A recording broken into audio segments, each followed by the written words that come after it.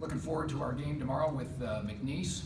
We've had a couple of good days of practice, continuing to improve on some of the fundamental things and the team things that we've highlighted with our group to make strides on.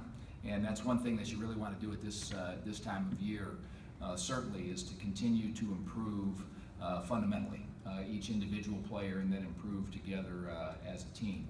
Thought that happened the other night.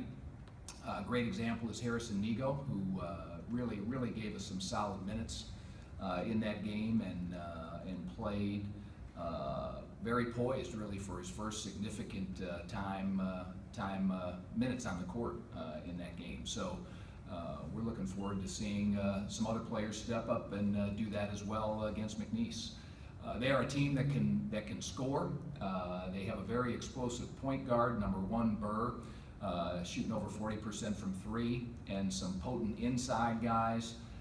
Number 15 McFerrin was averaging close to a double-double, and he can certainly score the ball inside. So we'll have to have very good sharpness on our defensive coverages and very good sharpness defensively with our fundamentals in one-on-one situations as well.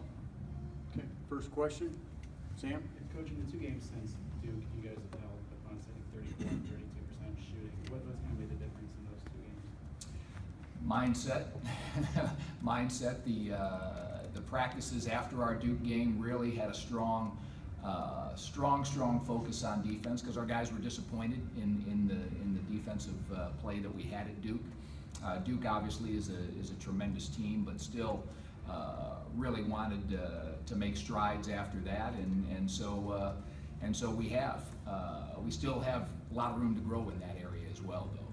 Certainly our on the ball defensive fundamentals have to continue to grow. Different guys have to really make improvements in that area.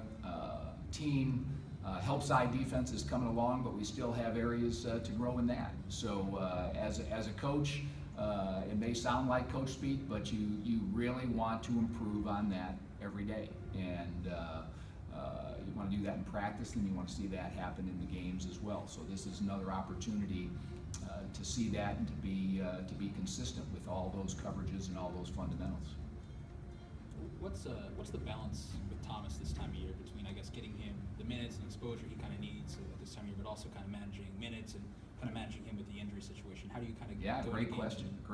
Plan for because you certainly want him to play through some conditioning aspects where he can push through some periods where he does get winded out there, as freshmen will do.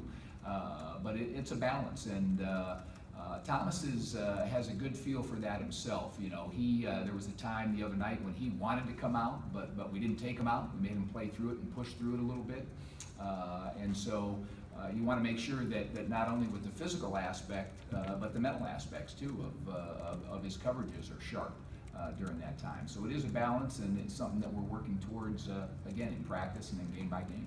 Is there any thought to maybe lessening the minutes in a game like this, where it's you guys are favored to win? I don't know how to phrase it exactly, but I mean, do you consider that just really? Well, you want to put him out on the court where he's in situations where he can learn and grow, and so you balance that with as you mentioned with the minutes. So certainly every opportunity we have to have Thomas in the game, another Harrison Nego in the game is going to give them opportunities where they can grow in those games and transfer what they're doing in practice over to the real lights are on situations. How much is Thomas able to practice right now? With Coach mentioned the foot situation is kind of ongoing. How much is he able to practice each day at this point? Pretty well. Little bit in and out, but it's pretty much just on his feel. And of course he's getting treatment, and Tim Garl's on top of that from the training room situation. So it's just something that we keep an eye on. Coach Breen mentioned after the last game just some of the adjustments that Thomas made that really went beyond like what you might see in the stat sheet.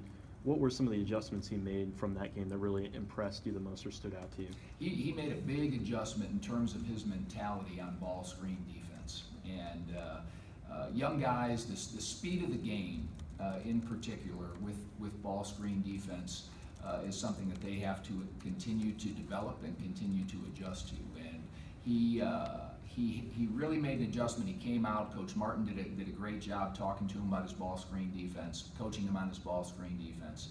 And then when Thomas went back in, he was much more attached to the screener. And so because of that, he was able to have the coverage performed at a better and higher rate.